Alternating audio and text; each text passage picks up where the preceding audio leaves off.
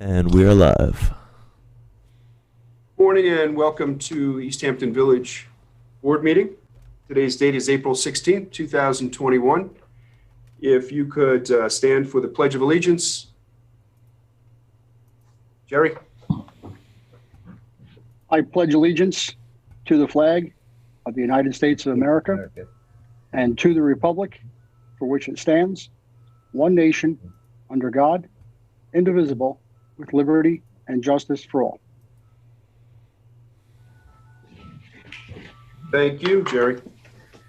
All right, so a couple of announcements first. Village Hall will open to the public on May 1st at 9 a.m. Billy, could you fill us in about the town pond and the good news? Sure. Good morning, Mr. Mayor, trustees. So the town pond project was awarded $672,000 for completion of phase 2. And that money is coming from the Water Quality Fund out of the town's Community Preservation Fund. So it's a great victory for the village, and it's really good supporting issue for water quality improvements. The project is moving along really well. We had a really good run of dry weather leading up till yesterday, unfortunately, but the contractor's making really good progress. As of April 1st, they removed 3,625 cubic yards of material from the pond. Like I said, the weather was really cooperative. So they didn't work yesterday and today. And when they get restarted, they're going to have to, dewater again and get back into digging. But it's moving along really well. And it's really nice that, everybody identified the water quality improvement here, and we received the full funding. So it's terrific. Yeah, that is great news. Thanks, Billy. Thanks to the CPF committee and thanks to the town board for approving that grant. Yeah. It's a huge amount of money. I think the total is that they've given us for this project, which is a really important project, not only for Town Pond, but for Hook Pond. And I think it's a total of like $867,000, which won't have to come out of the village taxpayers' money. So originally the plan was to set up a bond for that, but now with the grants, we don't have to do that. So it's really good news, and thanks for your hard work on that, Billy. Yeah, great. Thank you. And it was a really good team effort. Jen Massiano was really great. Drew Bennett's been terrific. Marcos was really helpful, and Dave Collins, and the contractor's been really cooperative. So even with the little break we've had concerning the turtles, he's been really, really responsive and cooperative. So it's been a really good team effort. Terrific. Thanks. Dave, could you give us an update on our Belgian block project? Sure. Good morning, Mayor, ladies and gentlemen. I believe to date we have about 5 boxes completed, and masons are working on number 6. And it's coming along very well. We've gotten organized over the last 2 weeks and got a plan, and we'll be working 4 days a week, Monday through Thursday, so the public's aware. It will be cleaned up and out of the way on Fridays, and it's looking great. And I really appreciate the support of the board, and the public's been fantastic. We're getting a lot of good comments, and everybody seems to be happy. So great idea, and happy to be part of it.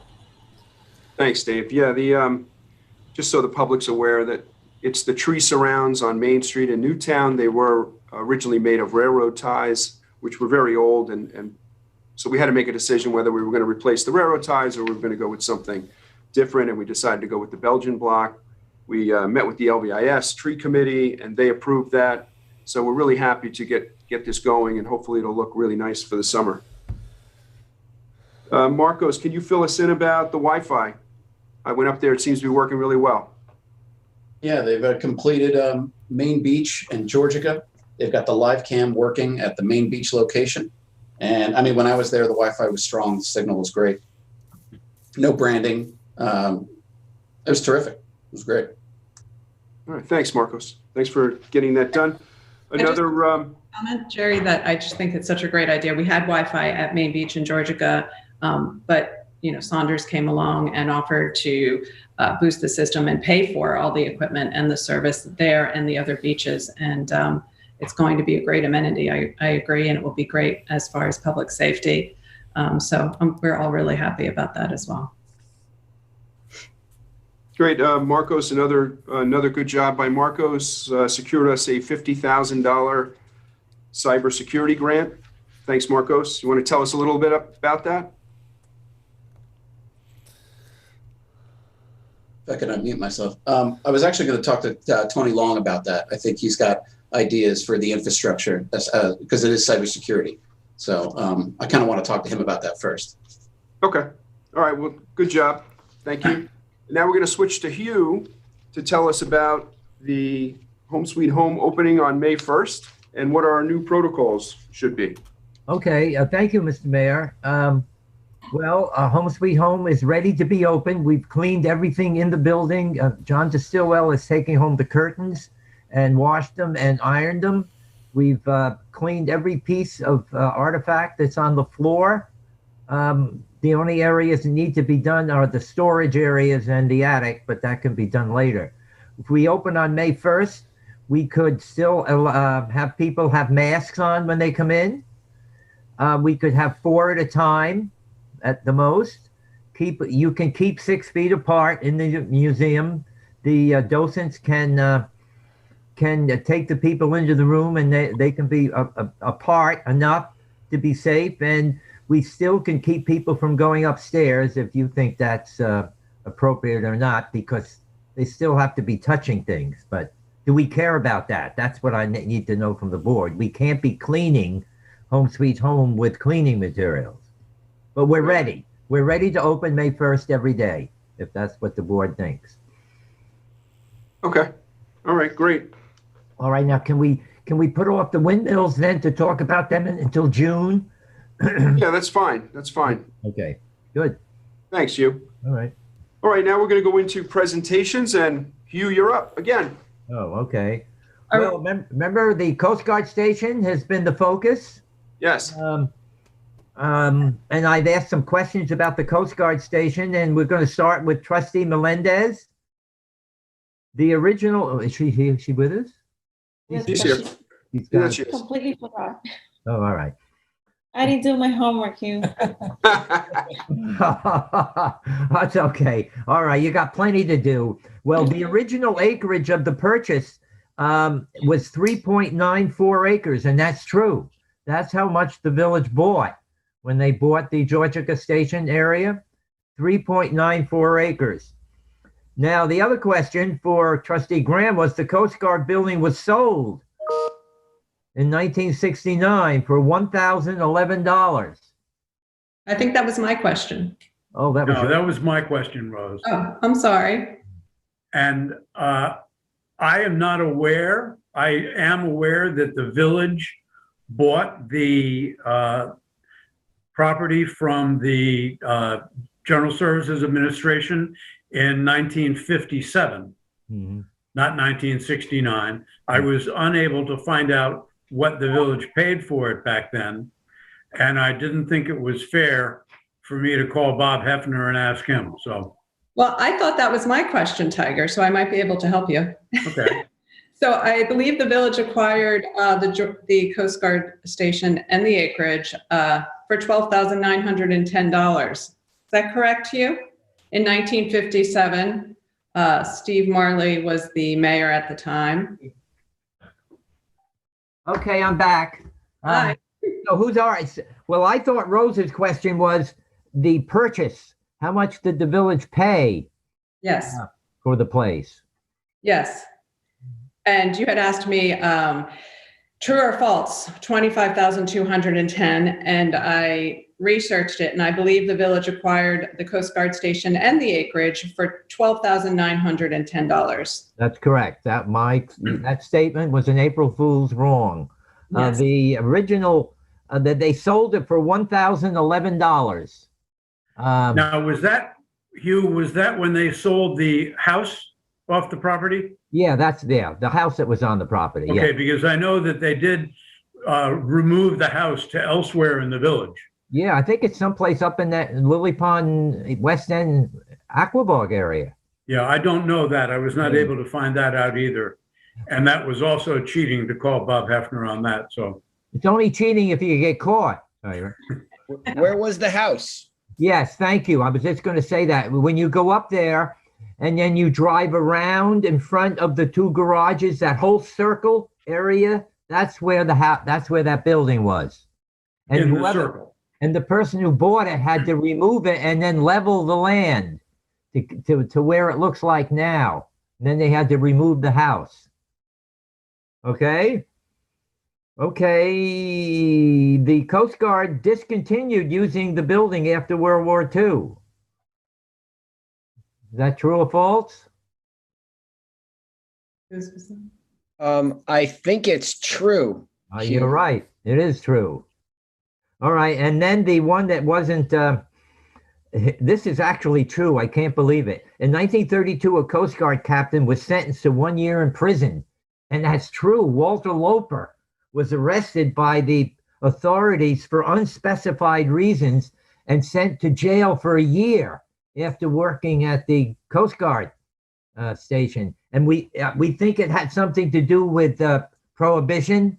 I think that he was dealing with the bootleggers, and that's why he was put in jail. All right, one more statement, then I'll leave you. Guess which group of people did not want the village to buy that Coast Guard station in 1957? Anybody? The people who lived on Lily Pond Lane and West End Avenue and Aquabog were not interested in the village putting a beach down there because there was going to be more traffic. Okay? Okay, that's it. Thanks for your consideration. Thank you, Hugh. Thanks, Hugh. Thanks. Okay. All right, next up is Nelson Pope. They have a presentation about our business district that they were contracted to do last year. Are they on? Yes. We are. All right. Hey, welcome. Good morning. So just by way of introduction, real briefly, I'm Tom Lembo from Nelson and Pope. I'm the partner in charge of the sanitary department. John Donovan is a senior associate also with me. And then Kathy Eisman, who you probably all know better than John and I, is part of Nelson Pope and Voorhees. So Kathy will kick off our short presentation for you, and then we're here for questions afterwards. Okay. From beginning. Okay, can you all see my screen? Yes. Oh, great. Okay. All right, so Tom already introduced us. Again, I'm Kathy Eisman. I'm a partner at Nelson Pope Voorhees. I'm a planner. And I am going to first introduce the main components of the study, the sewer feasibility, housing options assessment, and then synthesis of all of the analysis that was done. The original goals of this study were to improve water quality through treatment of wastewater generated by the commercial uses in the village center, and to increase year-round vibrancy, which was seen as getting additional commercial uses, as well as apartments, year-round residency in the downtown and in the commercial areas, eyes on the street, keeping the lights on after the peak season at night, and all of that requires wastewater treatment. As part of that, we evaluated the obstacles of developing housing options in the commercial areas, and that included the Suffolk County Sanitary Code and related wastewater treatment requirements, the village code, physical constraints, meaning what's there now and what might be redeveloped or reused, for a better term, and also the availability of parking, because if there's a desire on the village's part to bring in additional housing units in the downtown and in the commercial districts, then some measures have to be put into place to allow for overnight parking. And so we did some parking utilization study, and we'll have some recommendations if the village wants to move forward in that direction. So we had looked at 3 areas where you might bring in new housing options. There were many apartment units that had been lost over the years to office space in the upper stories of some of the second-story, 2-story buildings. We also looked at the possibility of constructing an additional floor on 1-story buildings or redeveloping as a 2-story building with apartments. In general, we consider this to be one of the unlikely options in general. And then we also looked at redevelopment of underutilized land in the gingerbread and railroad areas, which I have a map of at the end of the presentation if we want to look at it. But again, this would be more townhomes or stacked units that are built, and in those cases, they would actually have their own on-site parking. This is an example of a property that contained upper story apartments in the past and no longer does. But to convert it to an apartment at this point would require sewage treatment and also parking spaces.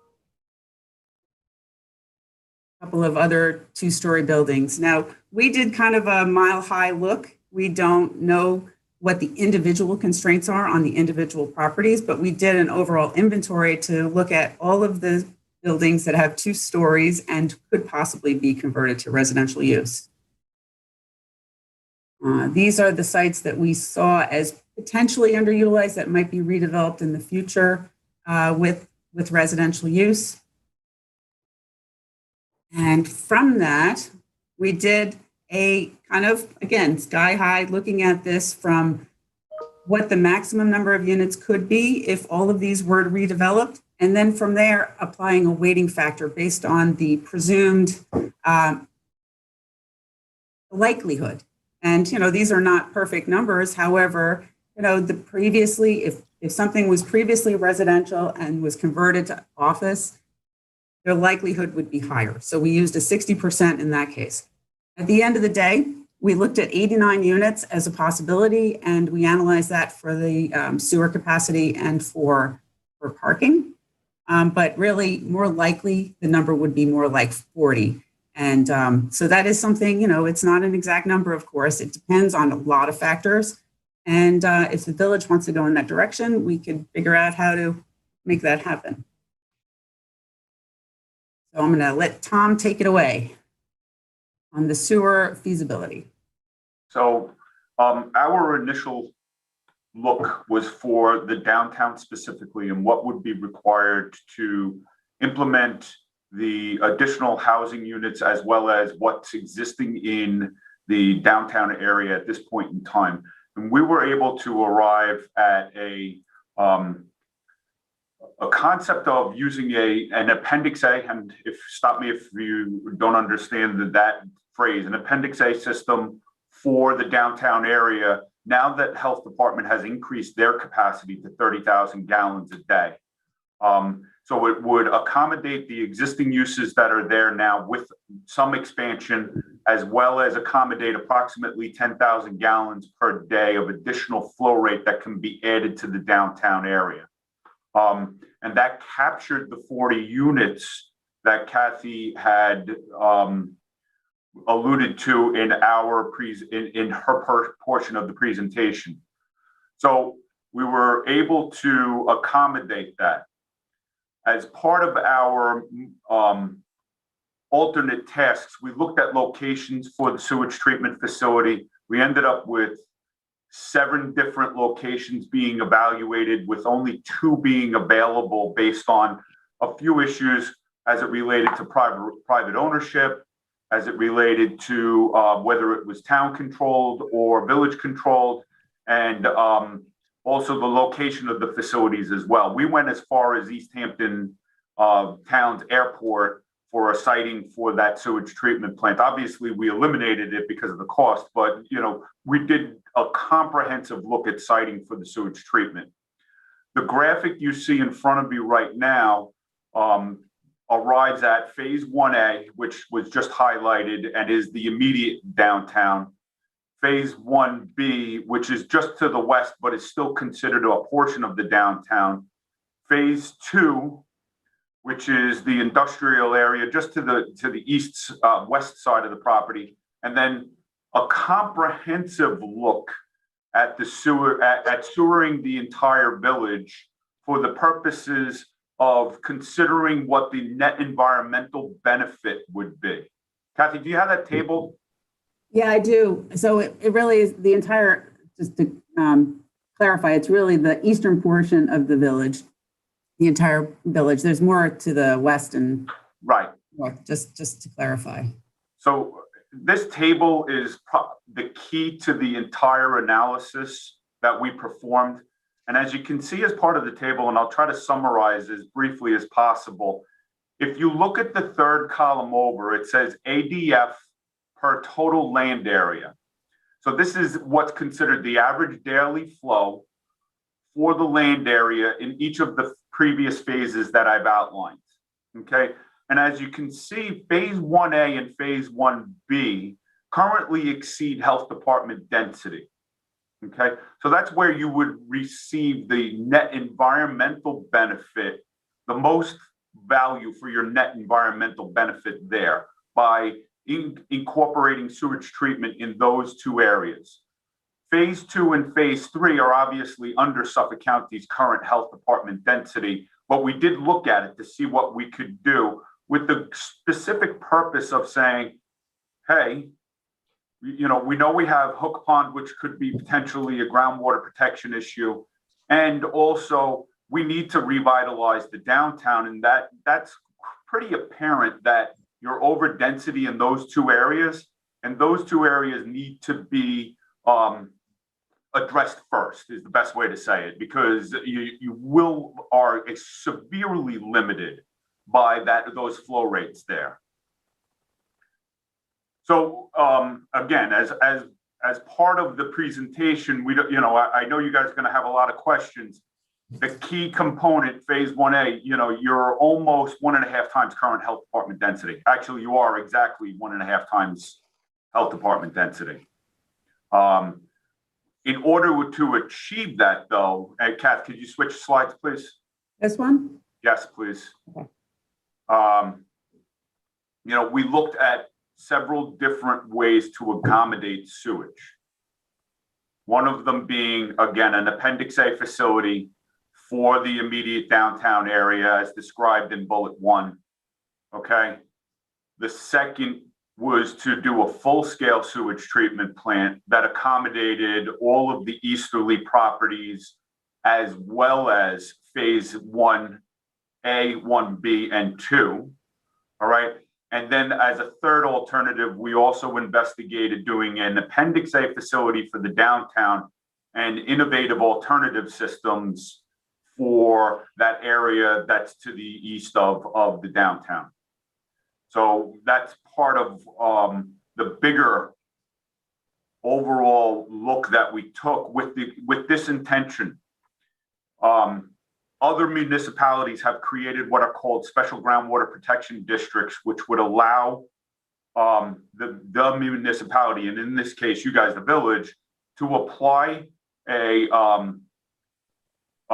charge to all of the properties in the village to assist in paying for the sewage treatment plants. All right. And again, what this does is it vastly decreases the cost per property on the parcels. Kath, could you go to the next slide? That's the cost. Okay. So just to qualify, this cost was in a not in a finished form as of yesterday, and there was actually one error in representation where a total cost in 2020 dollars is actually 2021 dollars, and the total cost in 2026 dollars is, John, is that the 2021 dollars? Is that correct?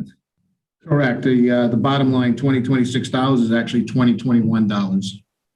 Okay. So what I'd like John to now do is just discuss the options that you guys have as it relates to that, and just go into it at a high level, what it would mean for the district in order to form a district. And then he's also going to talk about the EFC funding. Okay. Just to clarify this chart we're looking at, the bottom line, if it was $2026, option 1 would be 15.5, 2 would be 18.4, and option 3 would be 46.8. Now, most sewer projects need some sort of funding to make them feasible, but even sometimes with the funding, it's still not feasible. The costs are higher. One of the common funding revenue streams is EFC funding. And their funding, though, they only get 25% grant for the project and then a 75% low interest loan. The low interest loan is like 2%, right around 2%. It fluctuates per year, but it's over 30 years. So even, if the sewer cost per average house is, and this is not a wild number, it's a real number. Usually it's like $3,000 per home per year for the debt service. So even if you got a 25% grant, you're only bringing it down to $2,200, $2,250 over for that you have to pay with under a 2% loan over 30 years. So even that is like, wow, that's 3,022. It's like it's still too high.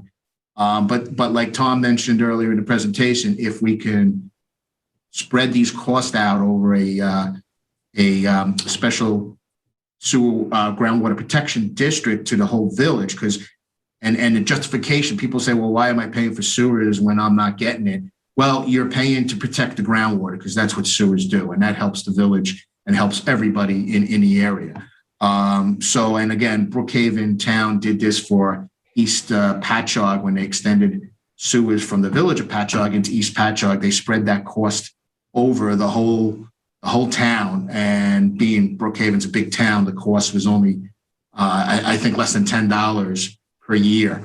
That's not going to be the case here. It's going to be a little higher because you're small, the village, but we did do some rough estimates, and if the costs were spread out over the whole village, option one would be like $120 per year for everybody to pay for the debt service. Again, there's O&M costs that just the people connected would have to pay, and that would have to be added on to that number. So that's pretty much the summary of the cost and options you have of trying to make this, cost feasible. So we are, at your mercy as it relates to questions, and we appreciate the time that you've spent with us this morning. We know it's a lot to absorb in a small 15-minute presentation, but we're here for any questions that the mayor or any of the trustees or anybody has at this time. Yeah, I have a couple of questions, Tom.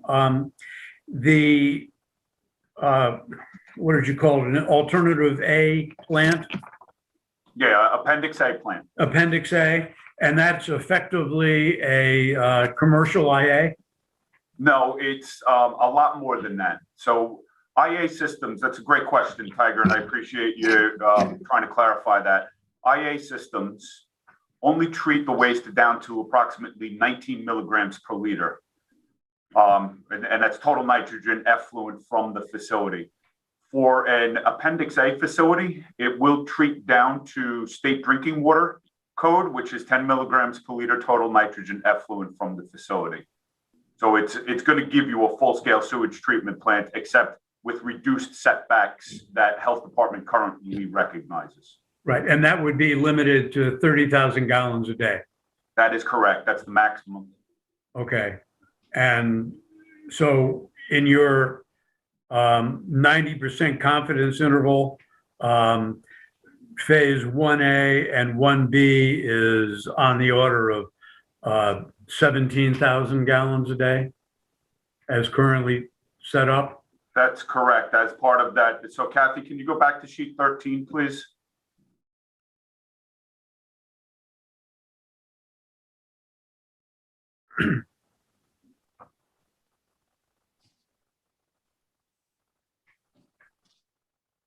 So what Tiger's referring to is the last column, 99% confidence interval of those flow rates. So let me just speak briefly about that. We pulled the water data for the entirety of the village and what they were generating. And as you can see, there was minimums and maximums and then average daily. And when you arrived at that, we've got a comfort level or a confidence level based on that. All right, and Tiger's referring to that last column. So it's 13.3 plus another 3,300, 16,500 to 17,000 gallons a day. Okay. And while we're still on this slide, the average daily flow for total land area phase 2 and phase 3. I did a back of the envelope when we were first talking about this a year ago, or however long ago it was. And it almost seemed to me that certainly phase 3 would be more efficiently handled by individual IA units as opposed to plugging them into an STP. Agreed. That's part of one of the things we looked at is that cost, and that's part of the report. All right. So if we were to do phase 1A, 1B, and phase 2, we could still cover that all pretty much with a 30,000 gallon a day Appendix A system. Yes, and give yourself approximately still that 10,000 gallons of available flow if you're going to go up to the 30,000 gallons a day. Right. And obviously, if we were to add more residential units, if we were to add more commercial flow, that would obviously be taken up with that. And the county would tell us what we could or couldn't do based on that flow. Explain the statement with regards to the county telling you you're going to get individual applications in that once you start to operate the sewage treatment plant, you guys, assuming that you continue and maintain the plant and that you don't transfer it to somebody else, you'll maintain control over the connections to the district, and you should maintain control over the connections to the district, because the biggest problem with any district is they're industrial users, for lack of a better term, that will effectively impact the overall operations of the sewage treatment plant. Okay. And are these Appendix A systems scalable? No, you're limited to 30,000 gallons a day. Period. But when you say scalable, do you mean in increments up to the 30,000?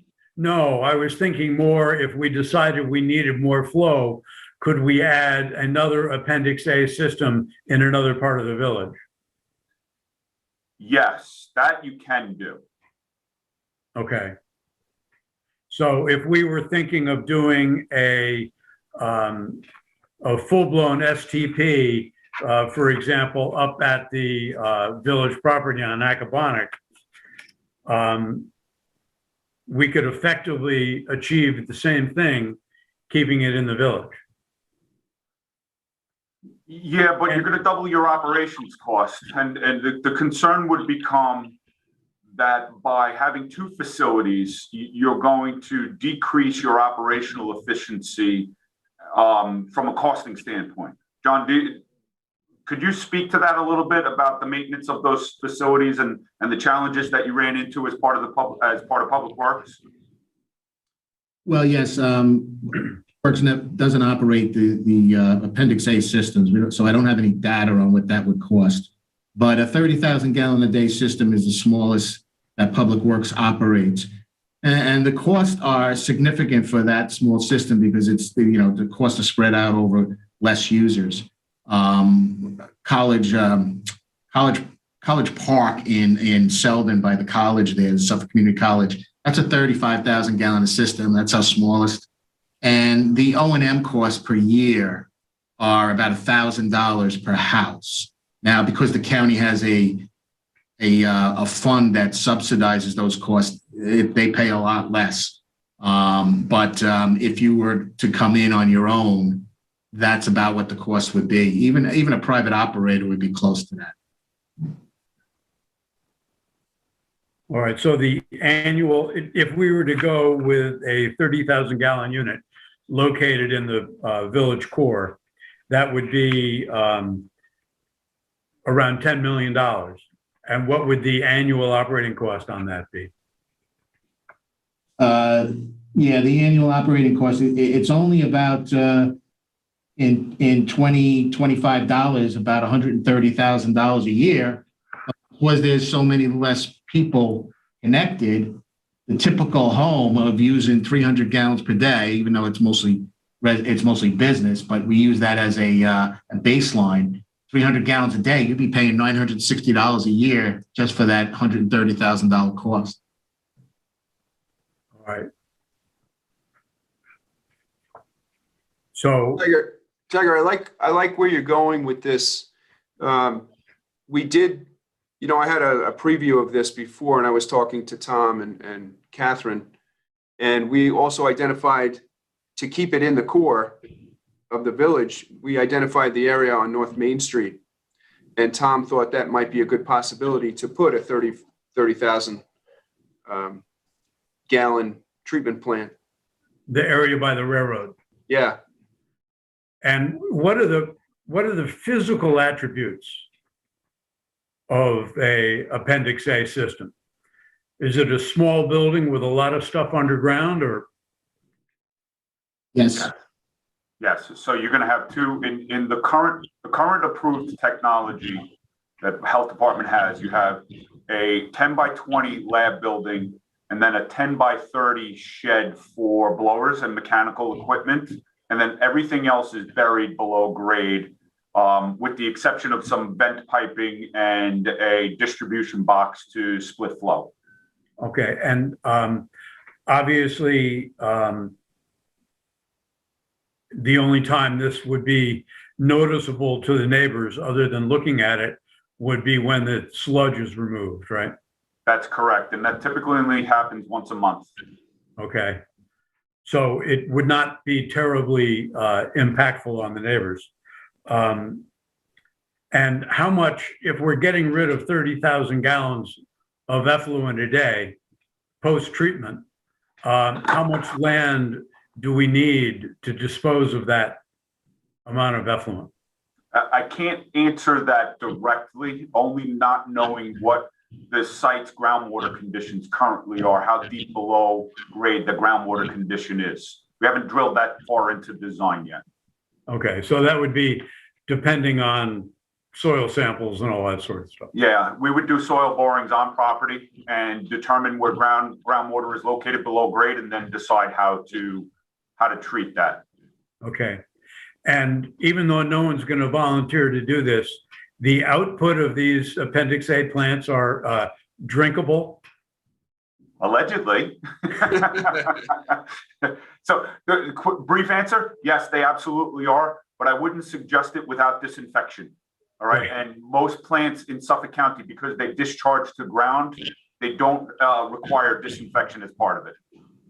All right. So, I mean, we're not changing one problem for another. We're putting stuff into the ground that is, we wouldn't mind feeding directly into the ponds or anyplace else. Right, because it meets drinking water standards. Right.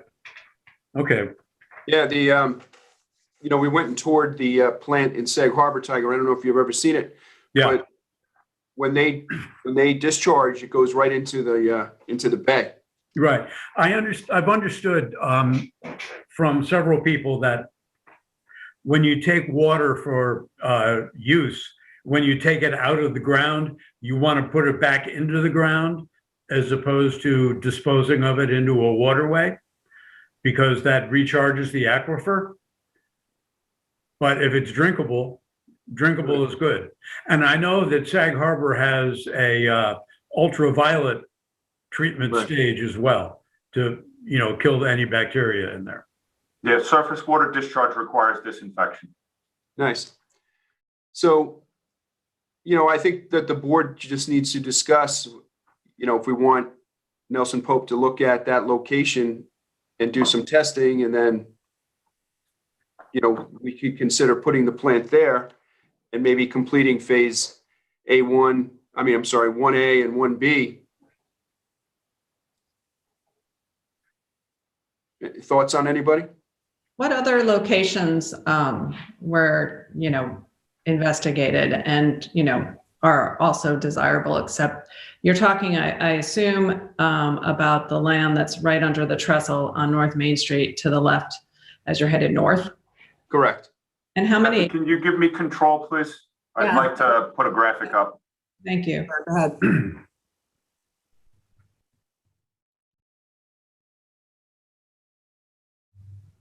So let's start with what the mayor had pointed out with regards to the parcel that we've been asked to look at. This is just a graphic of that parcel. It does include this triangular piece here, it's just not represented there because we don't need it for a 30,000 gallon a day system. And to answer the first question, these are some of the sites that we looked at, and I'll zoom in a little bit so everybody can see them initially. And for an abundance of reasons, we eliminated all of them with the exception of, so you had the airport. There was, I think this is East Hampton Concrete, if I remember correctly. There was a Verizon parcel here. There was this is adjacent to the tree farm. This was an auto body shop on King Street. And then the last option, which is the DPW parcel right here, is considered. And this was the original recommendation, was to put it into the DPW parcel because there's plenty of land area there to support a full-size sewage treatment plant. We were projecting 60,000 gallons a day for that facility, right? So that's some of the locations that we looked at. This parcel makes a lot of sense for an Appendix A system, though. Yeah. Now, I had one more question about this, and I want to thank you guys for, putting this report together for us. I think it's really pretty comprehensive. I know that we had talked at one point about partnering with the town, where if we were going to use the Accabonac Road property, that we could partner with the town and pick up the Windmill Village, the Housing Authority, some of the higher density areas in the town. I don't know if we have had any substantive discussions. I had a very preliminary discussion with the town over a year ago. I don't know if they have any interest in this, because frankly, if they were interested in, joining in this effort on shared services, obviously we could expand the revenue base for this project. Picking up high flow areas is, financially attractive. I don't know, Mr. Mayor, have you had any conversations with the town about this? No, very, very limited conversation about it. Just, my thought was I'd like to get our business core done as soon as possible. And I think, bringing another municipality into it just going to extend the time period that we have to get things done, and the distance to that location's going to obviously increase the cost. So, but probably not to us. The distance to that location could very well be picked up by the town and the amount of flow that they put into the system.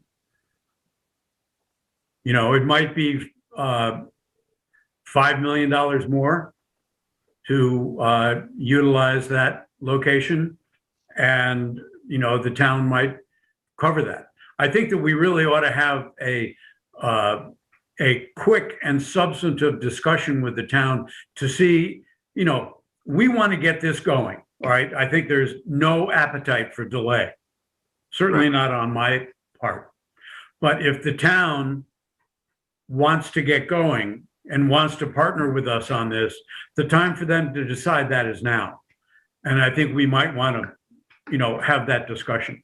Yeah, well, I'd like for us to explore that option as well. We had talked a lot about utilizing the site at DPW. We have a lot of acreage there. I know that the groundwater situation at North Main Street by Collins Avenue and so forth in the town is an issue, and they might be interested in jumping on board with us. And there might be more opportunities for us as well, as far as a shared service and with grants and so forth down the line to help us pay for this if we did partner with them. So I think it's definitely worth, discussing and seeing if they are interested. Yeah, and if they say we can't deal with this now, well, they had their chance. Right. Well, there is another option, if I could just interject here. You could, go forward with your project 1A, 1B, and leave the option open for the town to connect at a later date, and they would connect as a contractee, They would pay a connection fee. Currently, the county charges $30 per gallon, one-time fee. And then they would have to pay their own cost to get to your treatment plant for any sewer pipes, pump stations, whatever.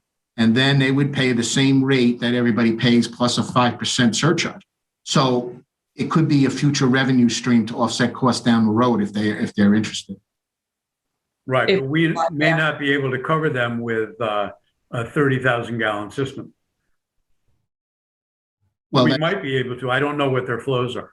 right. I mean, you would have to probably do a regular treatment plant, and that would be, more up to the 60,000 if you don't, you're not going to do phase 3. That's a big chunk of going to 60,000. So you could go to 60,000 and leave that, extra flow for the town. I mean, the 30,000 gallon plant could be doubled in size rather easily. I mean, it's cost, but it can be done. So you could build. So we could do that in the same location. You could do that at the highway yard, yes. Yeah, not at the, not the other one. Not on the North Main Street property. Not on the North Main Street. And I just wanted to clarify that the option 7 lot is not big enough to put 60,000 gallons a day on. We would have to go to the village DPW lot. The concern for me there is that although the town may participate, then you run into site plan issues that you have to apply to the town for because it's outside of the village. Right. So that may delay you guys. Well, I think the town, sounds to me like the town has a decision to make. I agree with the mayor that we do not want to be held up on this. This is something we've been talking about. The water quality issue is something that we need to address. And I think that the town can let us know what they want to do. Otherwise, perhaps they can put their own 30,000 gallon system in. We don't know. Sorry, Sandra. I just want to say something. I want to see the option of North Main looked into. I think we should stop delaying and waiting for other people to try. This has been on for a long time, and I think if the town wanted to be part of it, they would have already tried to be part of it. I know there was talks about districts and how it makes it more difficult to get all the way to DPW. Is that something, the difference between North Main and DPW? It's a difference on the time also and the cost, right? It's time and cost, correct. Do we know, Tom, what it would cost if we did phase 1A and 1B and we went to the North Main Street 30,000 gallons a day plant as opposed to going all the way to the highway department and putting in the 60,000 gallon a day plant? What do we know the difference between those two?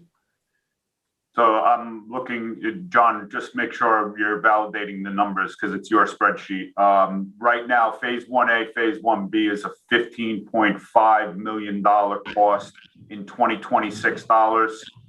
And then in 2026 dollars, 46,800,000 for connection up at the highway yard. Is that correct, John? No, the 46 million is for all 3 options. All 3 options. I'm sorry. So then it would be that number is not correct. So, Mr. Mayor, I do not have the answer yet. I can get that answer to you though. But Tom, those costs are for a full 30,000 gallons STP, not an Appendix A system. The costing for the phase 1, 2, and 3, John? 1 and 2, yeah. All 3 of those costs were for full-scale treatment plants. Got it. This is a new option to come up with a Appendix A for 30,000 gallons. We didn't look at those costs. Yeah, I'm just figuring that's going to be the first question the town has, Tiger, is what's it going to cost? Right. So I would suggest that we let Tom explore the North Main Street location because we're not even sure he could go there because he has to determine the groundwater situation. So we don't even know if we have an option. And the only other location that's identified is the highway department. Right. So, maybe the board would allow them to go a little further and explore that area maybe you could give us a price to do that. Yeah, I think that would be 1,000% appropriate. Let's explore and see what we have. And then at the same time, we could open up a dialogue with the town and see if they're even interested if we decided to go all the way to the highway department. Right. At least then we'll know if we even have an option. So, okay. Mr. Mayor, do you agree that I would want to perform one geotech test hole on that property? Is that appropriate at this point in time? Because that'll give you the ready answer as it relates to the depth to groundwater for that particular site.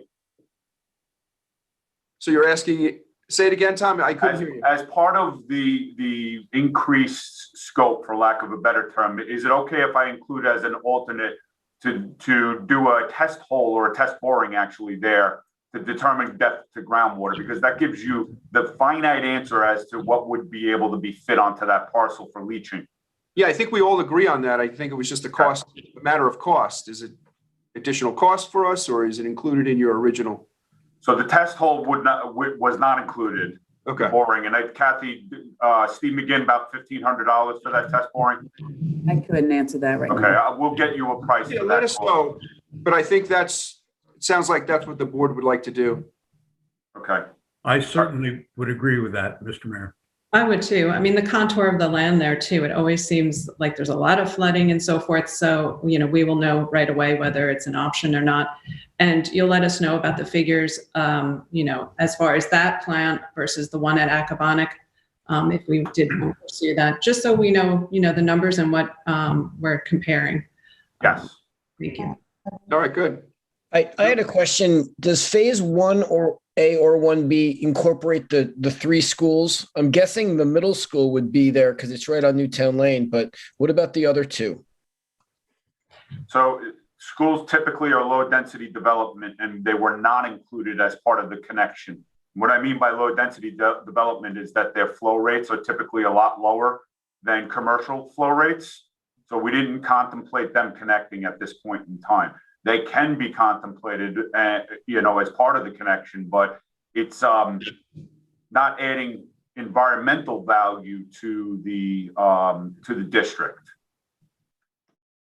Well, okay. I just thought, that's a lot of people and a lot of toilets that get flushed on a daily basis. I know school's not always in session, but the middle school's right on Newtown Lane.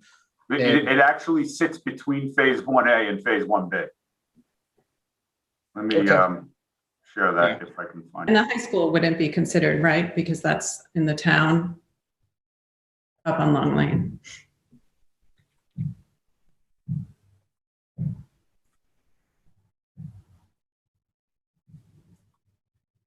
So we actually, if you take a look at the boundaries, it's directly between phase 1A, which is the red and blue, and I'm just running around right now, and then phase 1B, which is the orange right here. The high school is here, right? So That's the elementary school. I'm sorry. Okay, so the elementary school we've also did not include as part of the connection either. Yeah. How does the orange connect to the red? The orange connects to the red via what's called an E1 pump station. It's a very small pump station that pushes flow from one boundary to the other. Got it. And the red up on right where you are now, is that? So that red is how we're conveying the sewage from phase 2, which is the blue boundary, over to phase 1A here. Okay, but that wouldn't be in our first, right? We're just talking about phase 1A and 1B. 1A. Yeah. Right, correct, Mr. Mayor. It's 1A is here. 1B is the orange boundary. Right. The blue or phase 2 abuts the orange. Gotcha. Well, I was saying, how does the orange phase 1B connect to 1A? So it's a mixture of gravity sewer. If you see there's a S, that black line right there is gravity sewer. All right. And depending on what the internal plumbing of each of these buildings look like, they may have a small ejector pump that pumps out to the sewer, or they may hit it by gravity. Okay. Thanks. All right. So I think that's what we want to do going forward. Does anybody else have any questions? So maybe you could just get us a price for doing that, Tom, and then we can move forward with that. Yes, you'll have it in a couple of days, maximum. Okay, great. Well, thanks very much for coming on. We appreciate it. Thank you so much for your time. Big help. Thanks, everybody. Thanks, guys. Have a good Have a weekend. good afternoon and weekend. You too. Bye. All right. Next up, we neglected to put it on the agenda, but we have, we're going to be hiring 2 police officers who you see on the screen right now. Well, I see one of them. And I wanted to just turn this over to the chief for a few minutes to, there he is. Hi, John. Hi, Armand. Morning. So, go ahead, Mike. Thank you, Mr. Mayor. I'd like to introduce these 2 young men to everyone, Armand Gutarsson and John Clark, who are about, as the mayor said, to become members full-time of our police department. Both these officers were selected and sent to the Suffolk County Police Academy by us. We recruited them, actually. They graduated from the academy last year and have been working for us part-time and full-time, 40 hours a week in the summer, 20 hours a week in the winter since that point in time. You may recognize both of them or one of them. They are both ocean lifeguards and have been for a number of years. They are both volunteers with the East Hampton Volunteer Ocean Rescue Squad, who many of you have interacted with over the years. These gentlemen both have an excellent rapport with the community. They're well liked by their peers. We're really proud to welcome them aboard, and I know they're going to make terrific additions to the department. So, gentlemen, welcome aboard, and thanks for what you do for the community. Thank you, Chief. Thank you. Thank you. Appreciate it. Thanks, Chief. And welcome aboard, guys. Armand, John, you're joining a great police department, and I wish you a lot of success with your futures. Thank you, Jerry. Appreciate it. Thank you. Thank you, Mr. Mayor. Thanks. Welcome. All right. Next up, we have a series of public hearings. So if June can read the public hearings, and we'll start that. Sure. Introductory number 3, 2021. This public hearing has been carried over from March 19th. It's a proposed amendment to Chapter 267, Vehicles and Traffic, to allow the creation of paid parking zones in certain lots and streets within the village of East Hampton. Legislative purpose. The streets and parking lots of the village, just as in our neighboring towns and villages, currently have time limits. Such limits ensure the turnover of cars in the village to help promote the businesses within the village's commercial core. Historically, the monitoring of time limits within the village has been accomplished by the chalking of tires. The U.S. Court of Appeals for the Sixth Circuit recently heard a case which questioned the constitutionality of chalking of tires under the Fourth Amendment of the U.S. Constitution. While chalking has not been held unconstitutional, the board desires to put into place a system of controlling time which, whenever possible, avoids this perceived intrusion and addresses complaints heard over the years that the chalk dirties their tires. The board does not want to affect the beauty of our village with parking meters at every spot on our roads or in our lots. Current technology makes available a means of monitoring time which can address all these concerns. An application or app that members of the public can download onto their phones for free allow for the village to monitor time without negatively impacting the historic character of the village. It also provides a means to provide further flexibility in the time limits imposed, another issue many raise, especially when they desire to go to a restaurant and a movie. Accordingly, the introduction of technology provides the board a means to address numerous concerns expressed over the years, provides a means, absent a fine after a violation, to permit people in our village flexibility in parking while at the same time ensuring turnover for our businesses. Flexibility of time is accomplished by allowing patrons to pay for time in the lot while also capping the time limits to ensure parking all day in the core lots does not occur. Furthermore, the core commercial district, not only for village residents but for all town residents, containing vital and fundamental services such as banking, doctors, grocery stores, business, and other services, some of which are found nowhere else in the town, and or the village provides the only competitive alternative to what is found in other parts of the town. Providing unpaid time town residents is vital and necessary for the residents of the town to obtain and utilize fundamental and necessary services, which visitors to the town obtain at their own homes. Permitting all town and village residents unpaid time is necessary to the village businesses as well as the livelihood of all people who call the town of East Hampton their home. It is the board's belief and intent that the amendments incorporated by this law weighs the concerns of the business owners, the needs of the village and town residents which rely on the core services provided, as well as the beauty of the village and the costs associated with maintaining the infrastructure of the village, such as the parking lots. And we received public response, all of which will be incorporated into the minutes in their entirety. Letter from Sandra Silvor, James Carollo, Springs Citizen Advisory Committee, Joyce Lieberman, David Karen, Martha Ball, and Donna McDonald of Park Place Liquors. That's terrific. So before we open it up for public comment, I just wanted to say that some of these concerns that came in are outdated because we have changed this several times.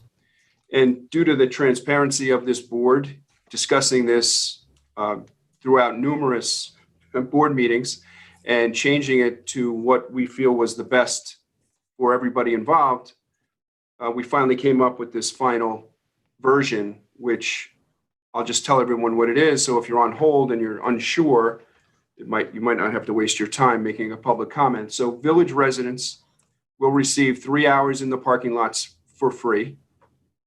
Town residents will receive 2 hours for free, exactly what they are receiving now. And they'll have the option of paying for a third hour should they need more than the 2 free hours. And every other person who's a visitor to our town will also have the same. First 2 hours will be free, and then they have the option of paying for a third hour should they need more time to spend in our village, whether it's shopping or going to a movie, hopefully, in the near future. So that is the final version of this paid parking. And again, the idea of the paid parking is to raise money to pay for the much needed sewer system that we all plan on putting in. So I would ask to open it up to public comment. Jody, if there's anybody on the line. Yes, we have one caller on the line. Let me unmute them now.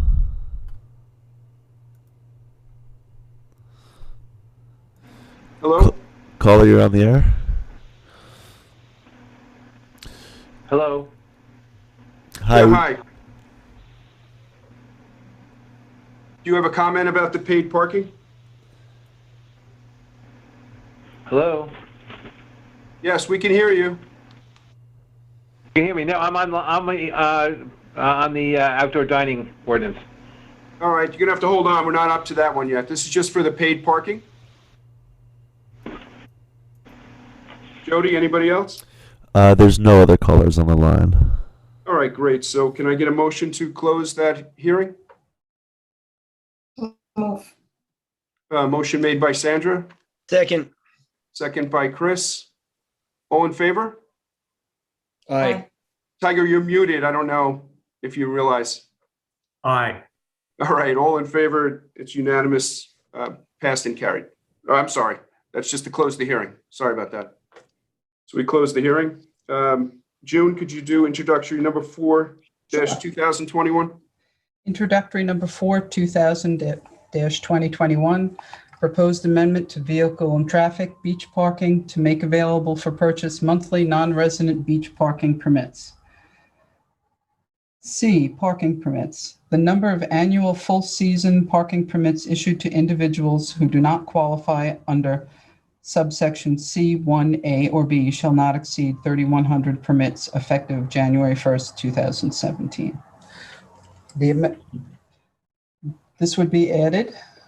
Subsection 4, the number of monthly parking permits issued to individuals who do not qualify under subsection C, 1A or B shall not exceed 500 permits for the period of May 15th to and including June 30th, 500 permits for the month of July, and 500 permits for the period of August 1st to and including September 15th, effective immediately.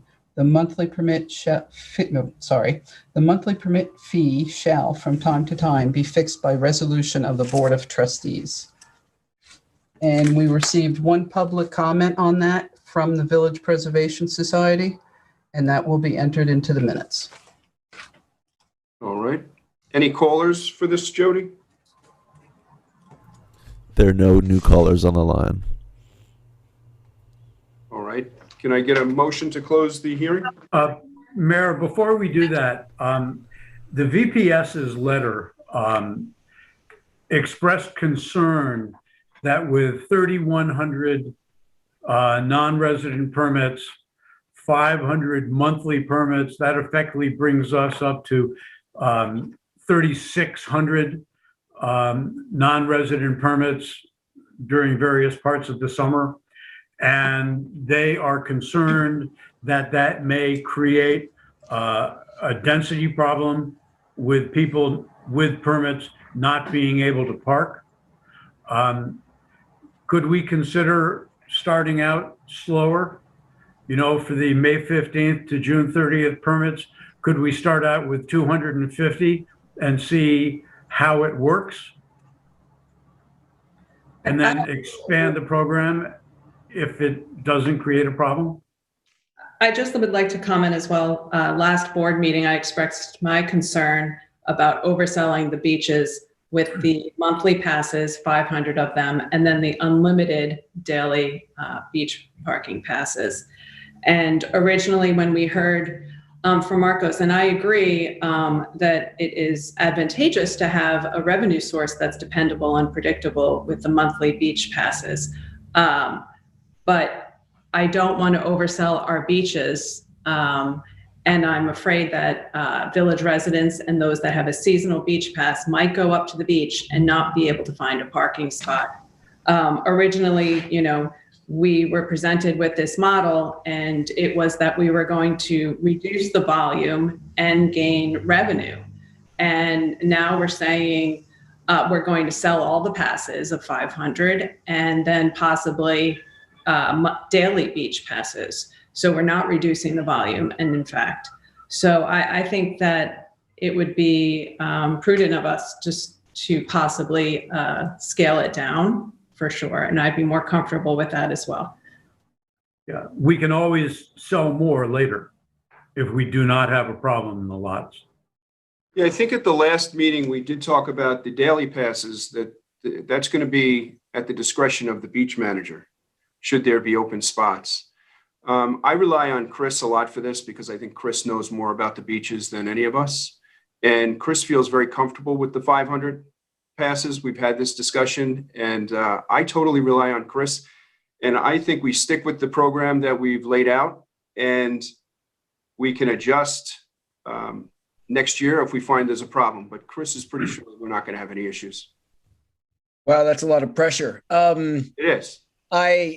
I believe that if parking becomes a problem, then we can eliminate or curtail the daily passes immediately. That's why we discussed giving the beach manager the discretion on the daily passes, and the information and the charts that Marcos put together a couple months ago, I think justifies that strategy where if it is a problem, we're not going to know in June, to be honest with you. June is not really a busy beach month. If it is a problem, I think the problem is going to arise in July.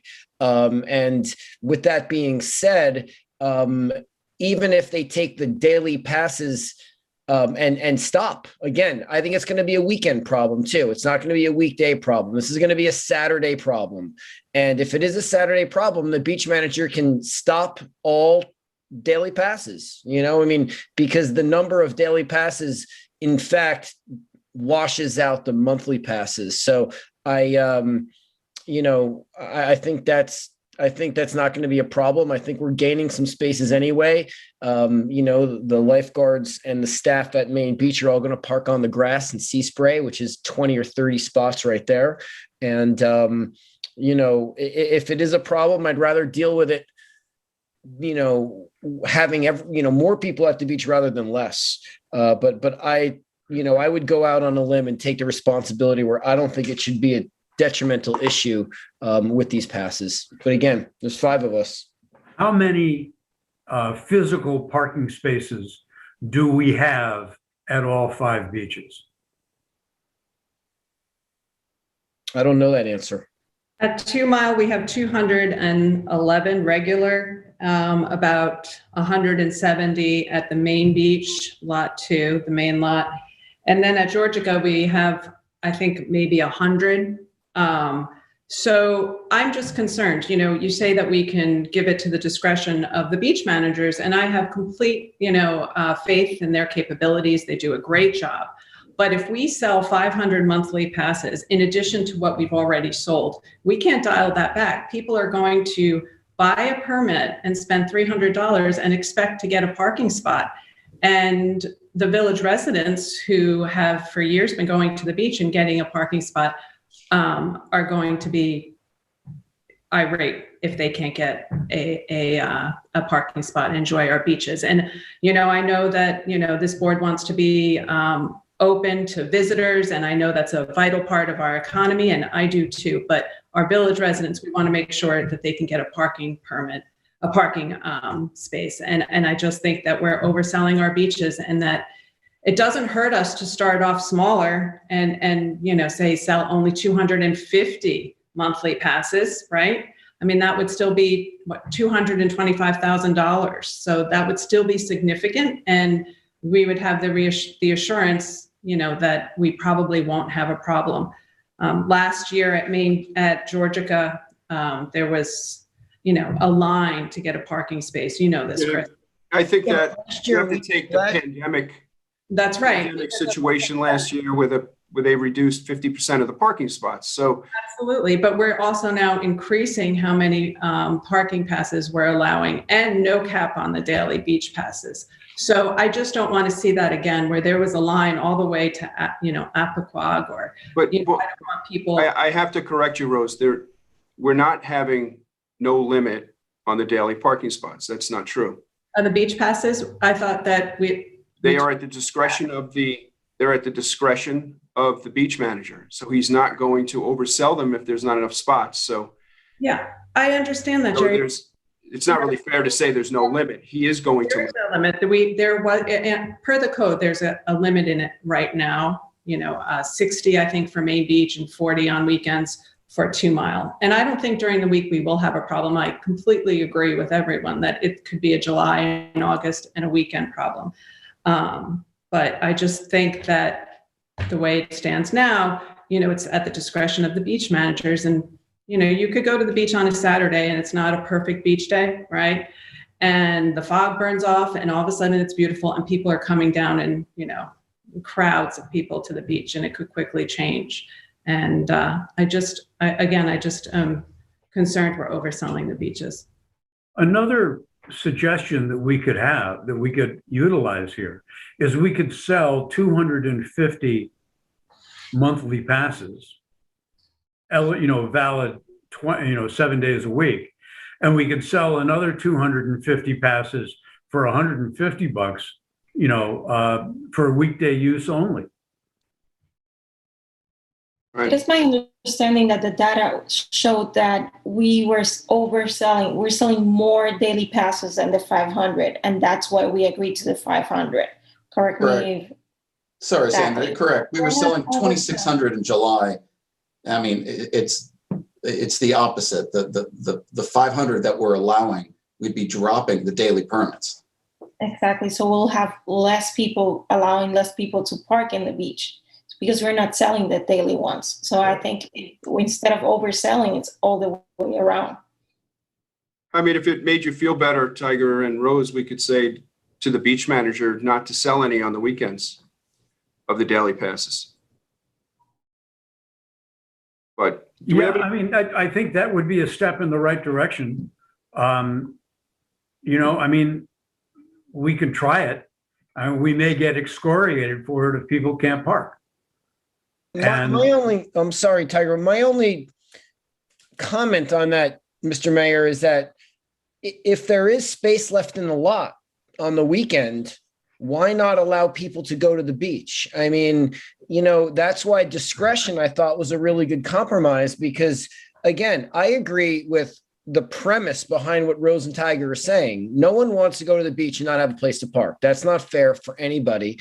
And it's very aggravating when you have to circle around the beach or wait. That is not something that any of us want. We don't want that to happen. However, we would like people to go to the beach. I mean, we've got beautiful beaches and they should be. I mean, the beach itself, anyone can go to. We're talking about parking. We're not talking about going to the beach. We don't own the beaches. We own the parking lots. So, anyone can go to the beach.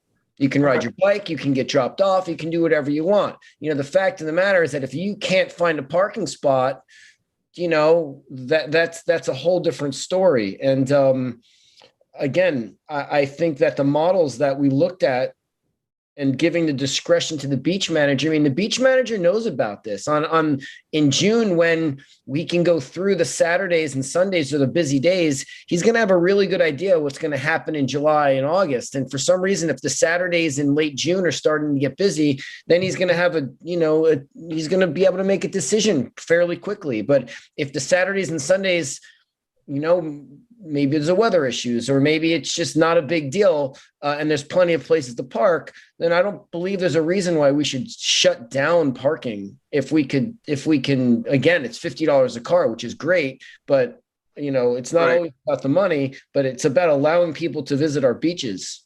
I just feel very comfortable that we have a much better management system than we've ever had in the past with Chris, at the helm here. And I'm very happy to try this out for this year. And, we can make adjustments as we go. That's how I feel. Yeah, I would try it out for the first year at 250. I mean, that's 250 cars that may be coming to the lot this year that did not come last year. And if we have, 750 spaces total at the beaches, that could be overselling. That's not accurate, Tiger, because we know that in July we sold, Marcos has the numbers, we did that presentation. 2,600. And the daily passes, those people are really there. As opposed to selling the subscription, basically, where they may or may not be there. Tiger, the flexibility is in the dailies, not with the monthlies. I think that we have, if the board just wants to shut it down, it can shut it down tomorrow that way.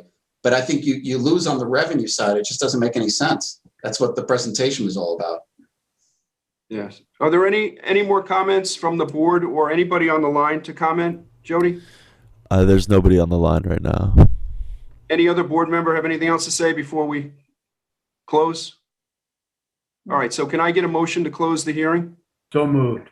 Second. All in favor? Aye. Aye. Thank you. Okay. Next public hearing, June. Sure. Introductory number 5, 2021. Proposed amendment to create Chapter 275 seasonal outdoor dining permit to allow temporary outdoor dining at restaurants and takeout food stores and the adjacent public right-of-way. 275-1 Purpose and Intent. The purpose of this chapter is to establish regulations to allow temporary seasonal outdoor dining and to permit same to encroach into the public right-of-way as an accessory component of an adjacent primary business which is located on private property.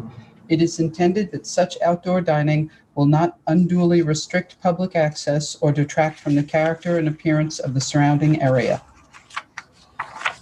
And we received public response from Toomey Latham and Hedges Inn and the Village Preservation Society, both which will be in the minutes in their entirety.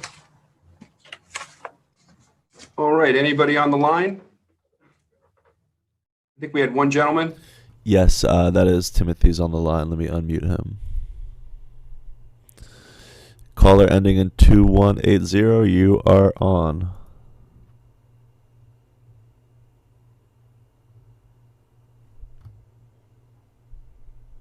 Anybody there? Caller, you're on. Hello, can you hear me? Yeah, we have Can you. you hear me? We hear you. Yeah, got it.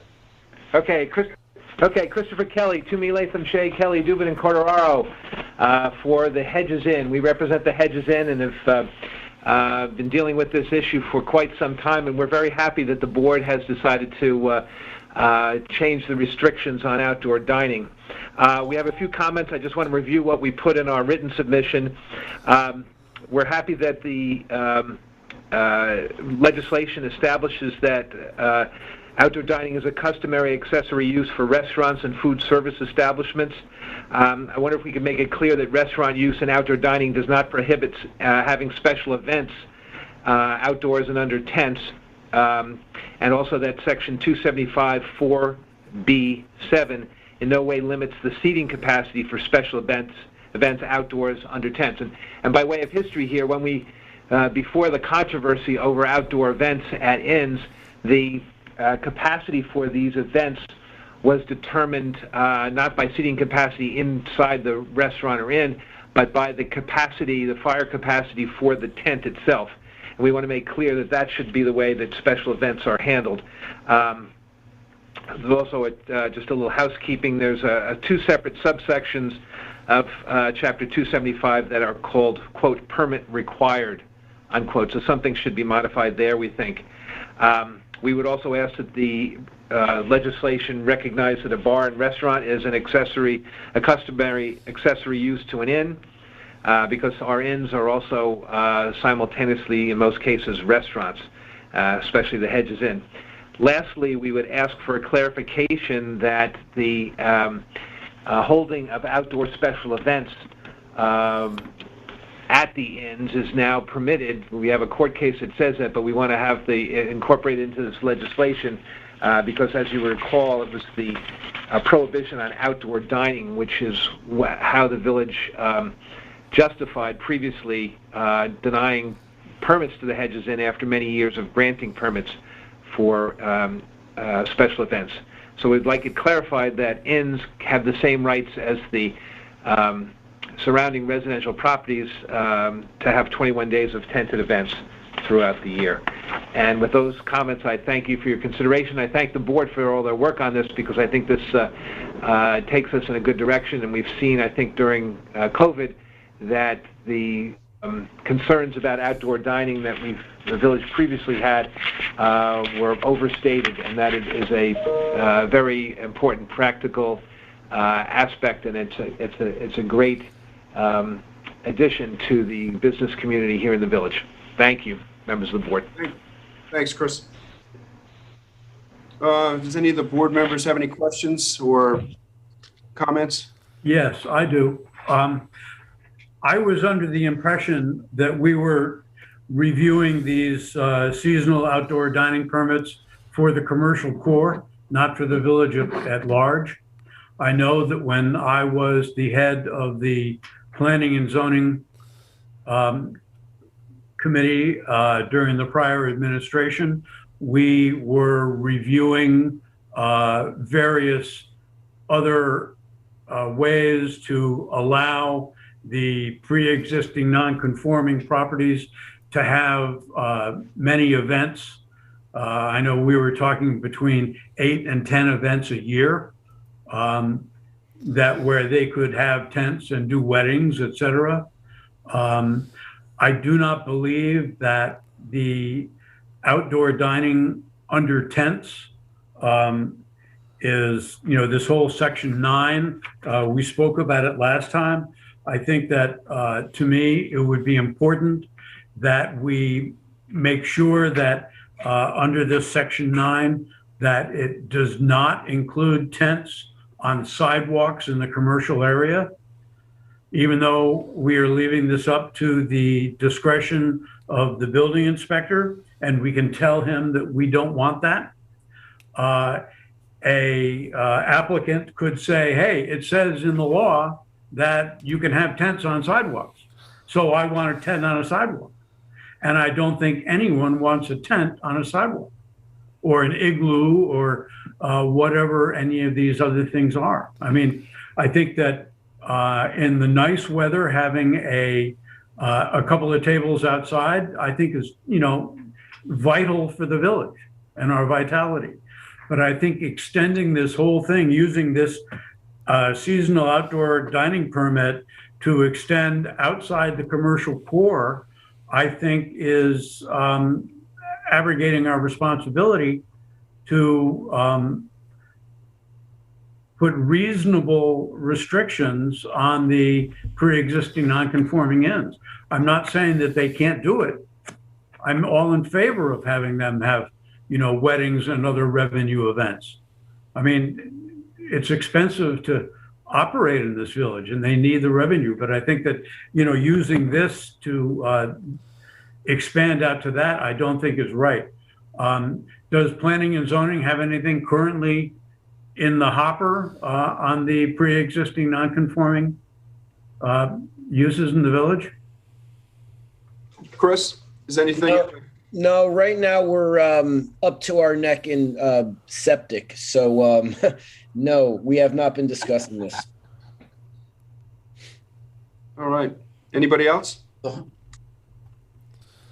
So, Vinny, Chris Kelly's comments, is that something that... Yeah, I think all of those comments are reasonable and stay within the intention of the ordinance. And I recommend that we can incorporate them without any issue, and present, the board can consider it as so amended. I just have a question about if the restaurant or the inn is allowed, say, 100 people seating inside. Right. And that's based on the health department flow rate, right? Right, right. Wouldn't they be limited to the 100 on the outside as well? So this ordinance specifically says that you don't get increased seating because of outdoor dining. Okay. You can have the same amount of seats that you have now. If you're going to have some kind of special permit use or et cetera, you would still, that's a different health department requirement. You still have to meet it. But nothing in this ordinance would prohibit the expansion of seating for a restaurant. It's very clearly set forth in there. Okay, so let's just use, he brought up the hedges. Let's use the hedges as an example. Let's say their seating capacity on the inside is 100, and they were gonna have a special event under a tent and they were having 200 people. Can they bring in additional bathrooms to mitigate that? They would have to comply with whatever the Suffolk County Health Department would require for those additional people. All right, so we're safe with incorporating. Yes, and again, the ordinance specifically requires them to comply with the regulations of other jurisdictions, the Suffolk County Health Department, it may be the state building and fire prevention folks, it could be any of them. You're still subject to those. This can't supersede that. All right, great. So let's... Another point, Mr. Mayor. I know that in a couple of the restaurants that are tangential to the commercial core, they put outdoor dining in their parking lots. Right. And would that be allowed under this code because they're required to have a certain number of parking spaces? And if they're taking up parking spaces with outdoor dining, doesn't that create a problem for them? So those issues are going to be determined by the building director as part of the application process. The idea clearly is not to create a parking problem by giving them the ability to do outdoor dining, but there may be any number of creative ways to obviate that issue and address that problem. Okay. All right, so let's incorporate Chris Kelly's suggestions so we don't have another discriminatory issue on our hands. You got it. And so I'll look for a motion to close the hearing. I just had one question, Mayor. Sorry, go ahead, Rose. That's okay. So, Chris Kelly had the question. So all of the inns will be eligible for the 21 days of tented events per this new law. He was asking for confirmation on that? Yeah, they get treated no differently than any other restaurant. Right. So would they be able to leave a tent up then? Say someone wanted to erect a tent, would they be able to go up from the term here, which says a period from April 15th to November 15th. Okay, hang on, because I believe that's addressed. Just give me a moment, please. Thank you.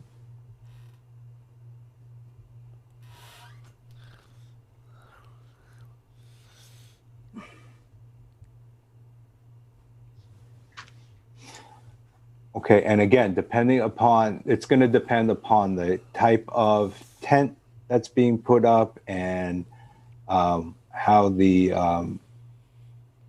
what it's able to withstand in terms of weather and things like that. So that's going to be in the discretion, again, of the building director.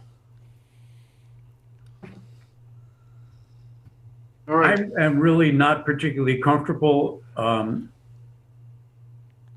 conflating the 21 tent days and special events along with the permitted outdoor dining.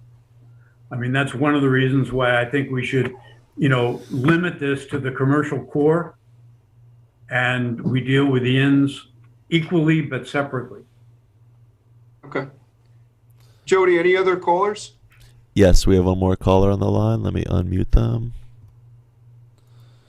And caller, Hi, and yes. I'm Antonella Bertello from the Baker House 1650, and I completely agree with Chris Kelly's proposition. I own 2 properties in the village. I have for 17 years, and I really do think that we need all the help that we can get. All right. Thank you very much for calling in. So can I get a motion to close the hearing? So move. Second. All in favor? Aye. All right, hearing is closed. Next hearing, June. Introductory number 6, 2021. The proposed amendment to Chapter 77 beaches to address issues concerning alcohol consumption on the beaches, and Chapter 211 peace and good order to address issues concerning smoking on the beach. Legislative intent. The village board, in conjunction with the East Hampton Town trustees, desire to clarify the restrictions as to alcohol possession and consumption in and about the beaches and smoking associated with the village. 2 sections of the village code that pertain to activities on the beaches are located within Chapter 211, Peace and Good Order, rather than in Chapter 77, Beaches. Such provisions have caused confusion as to whether such ordinance include the beaches associated with the village of East Hampton. Specifically, subsection 211-15 of the Village Code prohibits possession of any open container of alcohol beverage on vacant land areas of the incorporated village of East Hampton. Also unclear is subsection 211-17, which includes a prohibition on smoking and vaping on the village beaches. The village board recognizes the harmful effects of secondhand smoke. Moreover, studies suggest that sitting 3 feet away from a smoker outdoors can expose you to the same level of secondhand smoke as if you were sitting indoors with a smoker. Secondhand smoke can trigger asthma attacks, increase the risk of blood clots, and hurt blood vessels. The new law will reduce people's exposure to secondhand smoke outdoors, especially at the more congested head of the beach. And we received responses from the public. Elizabeth Botvin, L. Ward, and A. Hollander, a phone call from Nancy McCartney, and a letter from the East Hampton Town trustees, all of which will be put into the minutes. All right, before we start for public comment, I'd like to make a few comments. The comments we've received, the negative comments about lifting the ban on alcohol and smoking on the beaches from residents who've been confused by the article in the East Hampton Star once again. So the article in the Star said that the village board was lifting the ban on smoking and drinking on our public beaches, neither of which is true, because there is no ban on alcohol or smoking on the beaches. So in order to understand this, we have to start from the beginning. So if you go to the Village Code in Chapter 77, you will read about the town trustees, the 9 town trustees that own and operate those beaches. The village does not own the beaches. The village owns the parking lots. The village doesn't own any sand, to be clear. There are no village beaches. So you have to understand that before we can go any further. Section 77 of the village code allows the village to create laws that we're allowed to enforce by the authority of the town trustees.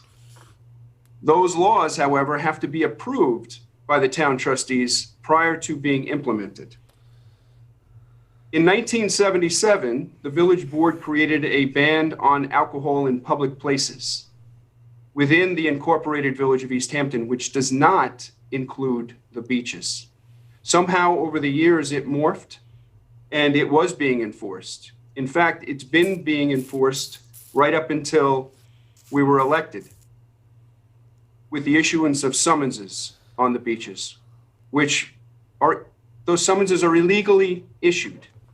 So the village board had to take action on this because it's a huge liability to be issuing summonses to people that you have no authority to issue to, and let alone making an arrest. Thank goodness none of that's happened. So that's the alcohol law. So there is no ban on the beaches. The trustees of the town have never allowed a ban on alcohol on the beaches until recently when they allowed it in Amagansett at the request of the town board. So now we move to smoking and vaping. Again, the village board in 2018 enacted a law to ban smoking on village beaches. As I said before, there are no village beaches. They asked permission from the town trustees to allow them to create a law in section 77 of the village code, and the town trustees said no.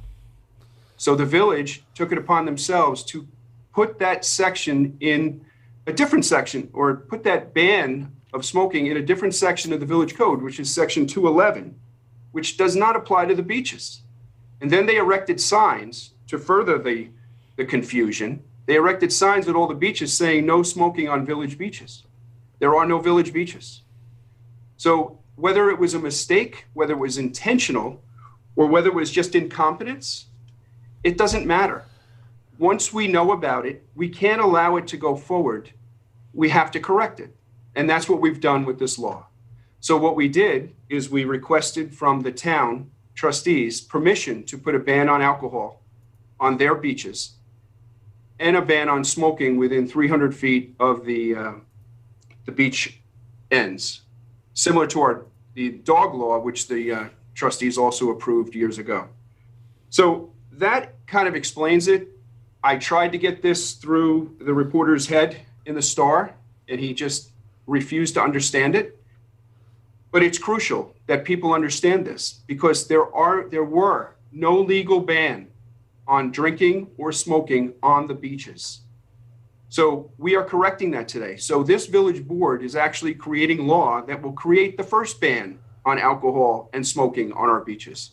And I think it's important to do because with the new legislation that the governor has passed allowing marijuana smoking in public, I don't think people are going to want that either.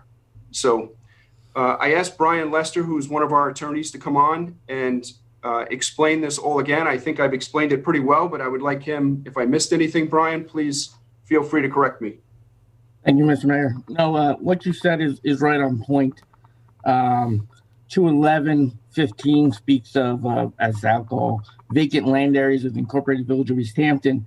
The issue is the emissions within Chapter 77, which defines the beaches as being owned by the town trustees, takes it out as vacant land area within the village of East Hampton. And then the smoking section still needed to be backed by the trustees, which I understand they never gave their approval, making it impossible to prosecute. So as the village prosecutor who gets it after the tickets are written, as currently written, I can't enforce either of these sections because they didn't have the proper language, plus confusion as to the beach regulations would usurp any other language in any other section regarding the beaches. So I think these are necessary changes. Whatever restrictions we're going to put in, they're necessary to be put in Chapter 77 and avoid any further confusion as to what controls. Great, thank you, Mike. Thank you, Brian. Chief, do you have any comments on this? No, I'm happy to see that the aspects of the smoking intent that were enacted last year. I'm happy to see that is going to have some enforcement teeth. And as you alluded to, the state of New York's dropping the marijuana prosecution, even though it's federally still prohibited.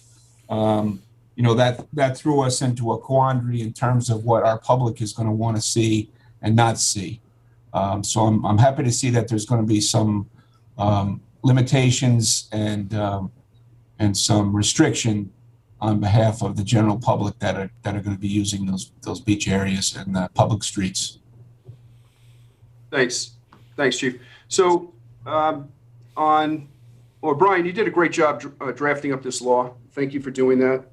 And we forwarded that on Monday night to the town trustees board meeting where they approved it unanimously. But I'd like to, Jody, could you play the clip of their board meeting for us? Sure. The next was Village of East Hampton proposed code changes. Yes. Again, did everybody have an opportunity to look this over and develop some opinion on it? I think it was very well done, very well prepared, and I agree with the changes personally. I do as well.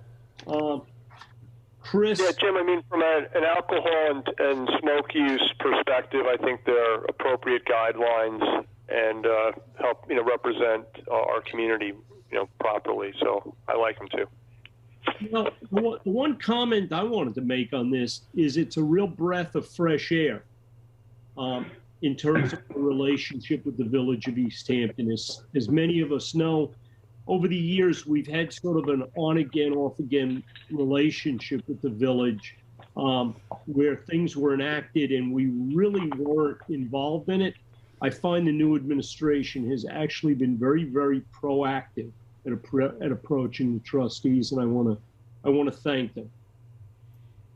I agree. I read the changes, and I think they were very done in a very common sense kind of a way. And many of the things we had talked about in the past about the vaping and where it was applied, where it wasn't applied, seemed to come out in those changes. So, and I know, Rick, I did receive an email from you earlier today about some of the other things.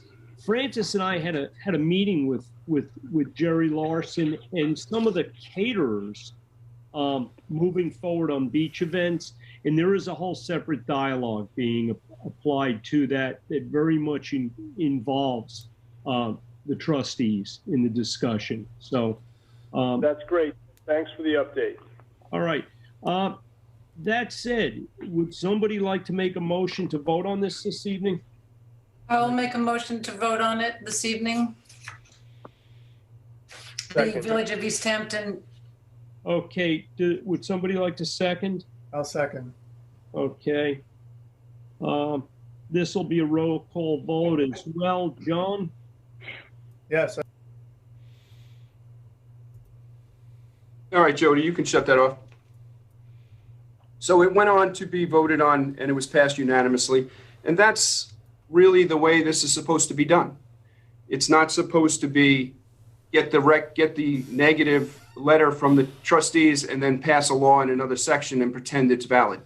So I can't emphasize enough because the Star article had really, really stirred up a lot of village residents' concerns that we were doing something that was wrong.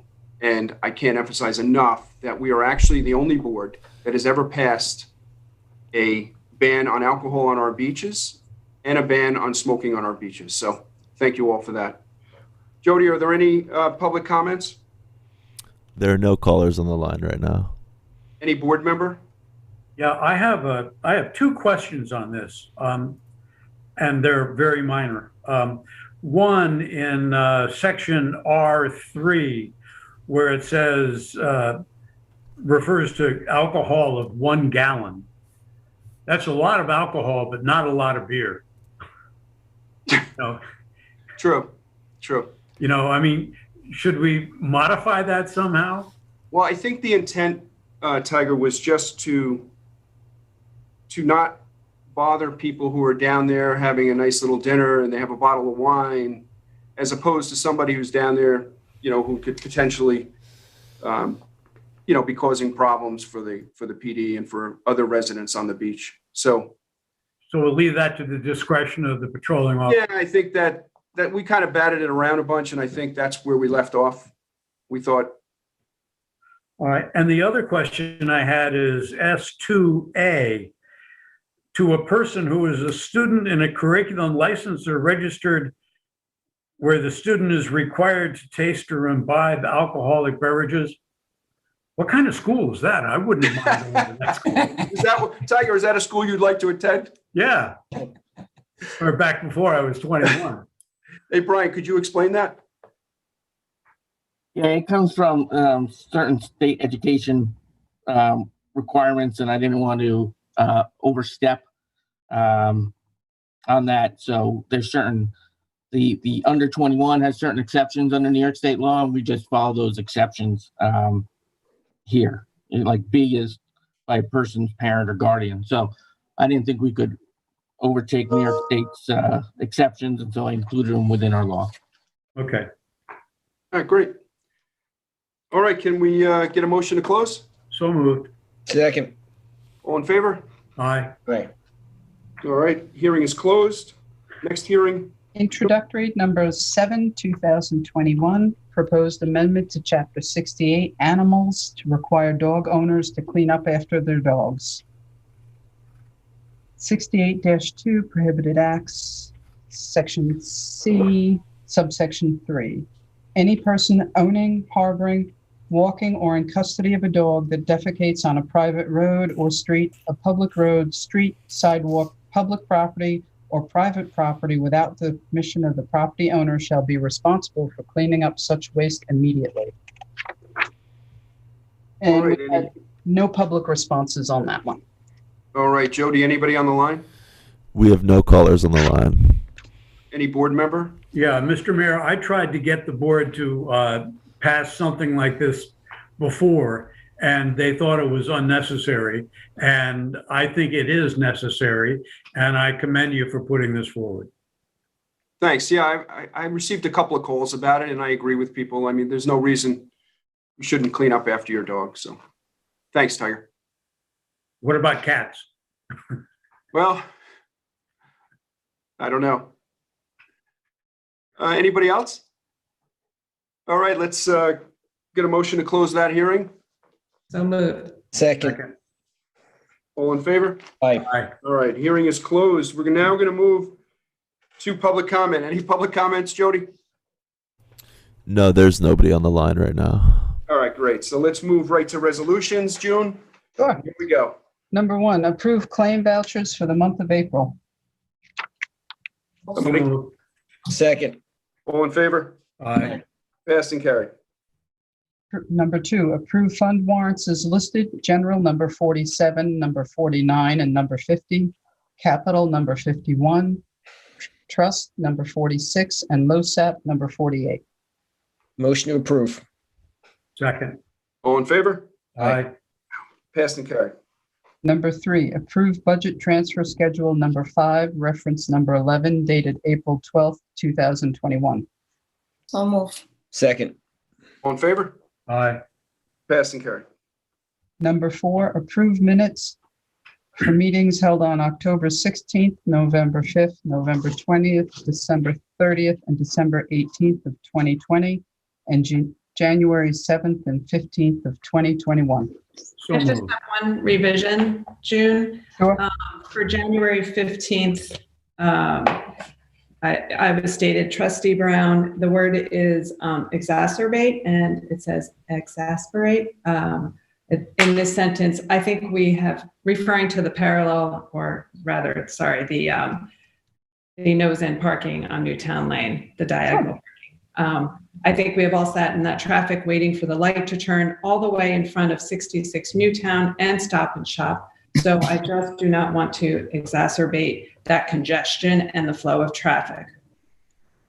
Thank you.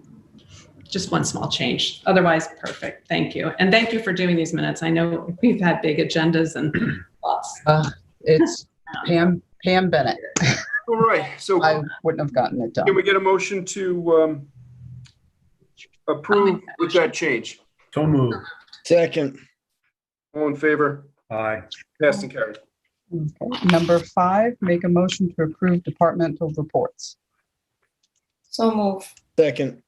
All in favor? Aye. Passed and carried. Number 6, adopt a negative CEQA declaration in reference to introductory number 3-2021. So moved. So move. All in favor? Aye. Passed and carried. Number 7, adopt introductory number 3-2021 as local law number 6-2021, hereby amending Code Chapter 267, Vehicle and Traffic, to implement paid parking regulations and provide for the necessary equipment to enforce said regulations and to modify the penalty section for such chapter. So move. Second, somebody? Second. All in favor? Aye. Passed and carried.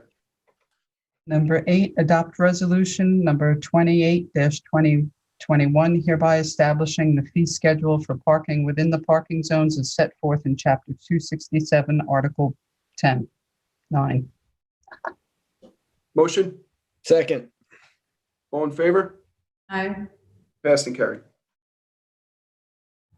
Number 9, adopt a negative CEQA declaration in reference to introductory number 4-2021. So Motion move. approved. All in favor? Aye. Aye. Passed and carried. Number 10, adopt introductory number 4-2021 as local law number 7-2021, hereby amending Code Chapter 267-5C, Vehicle and Traffic, Beach Parking, to make available for purchase monthly 2021 non-resident beach permits. All right, so let's do a motion. So move. Second? All right, all in favor? No, Aye. Aye. Opposed? just one, me. Thank you. Who's I opposed? oppose as well on the number of permits. Wait, we're just doing a vote here. So we have 3 ayes for yes. Who's opposed? I am. I am opposed. Okay. So 3-2. Okay, passed and carried. Okay, number 11, adopt resolution number 29-2021, fixing the fee for non-resident monthly beach permits at $300 each, effective May 1st, 2021. So move. Second. All in favor? Aye. Passed and carried. Number 11, adopt a negative CEQA declaration in reference to introductory number 5-2021. So moved. So move. Second. All in favor? Aye. Passed and carried. Number 12, adopt introductory number 5-2021 as local law number 8-2021, hereby adding a new code chapter 275, temporary seasonal outdoor dining permit. So move. Second. All in favor? Aye. Aye. No, Opposed? I oppose. As written, including the non-conforming properties in residential neighborhoods. Okay. I'm going to oppose as well due to that. And I think it's too much discretion to the building inspector with no site plan review included. And, you know, to hear that we could have a tent up from the whole season from April 15th all the way to November 15th. I'm not in favor of that, although I'm very much in favor of outdoor dining in the commercial court and for our inns as well. But All right. 3-2, passed and carried. Number 13, adopt a negative CEQA declaration in reference to introductory number 6-2021. So moved. Second. All in favor? Aye. Passed and carried. Number 14, adopt introductory number 6-2021 as local law number 9-2021, hereby amending Code Chapter 77 Beaches to address issues concerning alcohol consumption on the beaches, and Chapter 211 Peace and Good Order to address issues concerning smoking on the beach.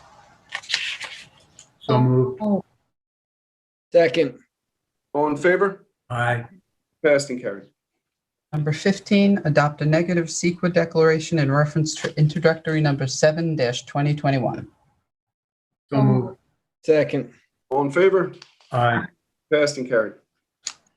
Number 16, adopt introductory number 7-2021 as local law number 10-2021, hereby amending Code Chapter 68 Animals to require dog owners to clean up after their dogs. So moved. Second. All in favor? Aye. Passed and carried. Number 17, notice for a public hearing to be held on May 21st, 2021 at 11 a.m.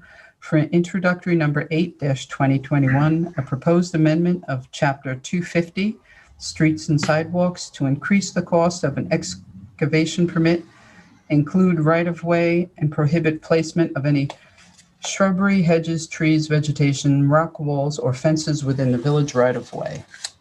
So moved. Second. All in favor? Aye. Passed and carried. Notice for a public hearing to be held on May 21st, 2021 at 11 a.m. for introductory number 9-2021, a proposed amendment of Chapter 250, Streets and Sidewalks, to revise and clarify minimum specifications for the constructions of curbs and gutters. So moved. Second. All in favor? Aye. Passed and carried. Number 19, approve the $19,675.65 proposal received from South Fork Asphalt for permanent pavement patch at the listed locations in Department of Public Works Superintendent David Collins' memo dated April 1st, 2021. So moved. Second. All in favor? Aye. Aye. Passed and carried. Number 20, approve the $282,390 proposal received from Rosemar for paving at listed locations in Department of Public Works Superintendent David Collins' memo dated April 1st, 2021. So moved. Second. All in favor? Aye. Passed and carried. Again, I'd like to just thank David for getting this all together and coming up with the funding for this has been huge for us. So thanks again, Dave. You're welcome, Mayor. Number 21, approve the $10,435 quote received from South Fork Asphalt to install drainage at number 5 Hither Lane as per Superintendent David Collins' memo dated April 5th, 2021. So moved. So moved. Second. Second. All in favor? Aye. Aye. Passed and carried. Number 22, deem as surplus and approve disposal of two 2013 Ford Taurus Police Department vehicles.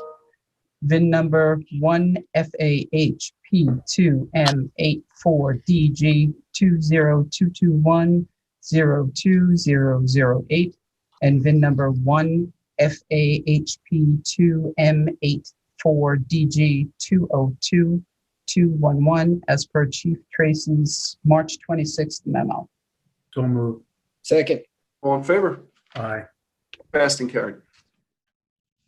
Number 23, deem as surplus and approve disposal of one 2016 Yamaha Grizzly 700 ATV, VIN number 5Y48AM93Y2GA102832. It was damaged beyond repair as per Chief Tracy's March 16th memo. So moved. All in favor? Aye. Passed and carried.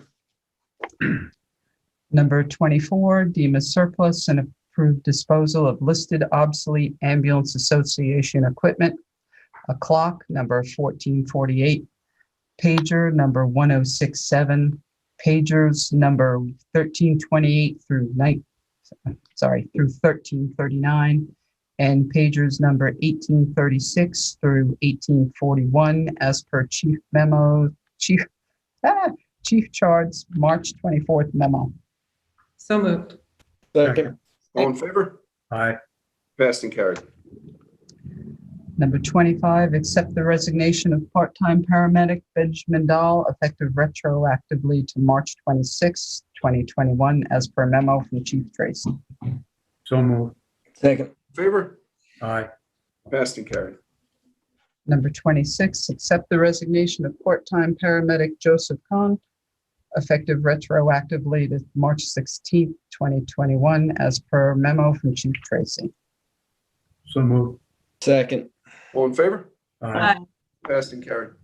Number 27, employ Jamie Tulp as seasonal beach manager for the 2021 season at the salary of $32,960. So moved. Second. All in favor? Aye. Passed and carried. Number 28, employ 2021 seasonal beach managers as per beach manager Jamie Tulp's memo dated April 14th.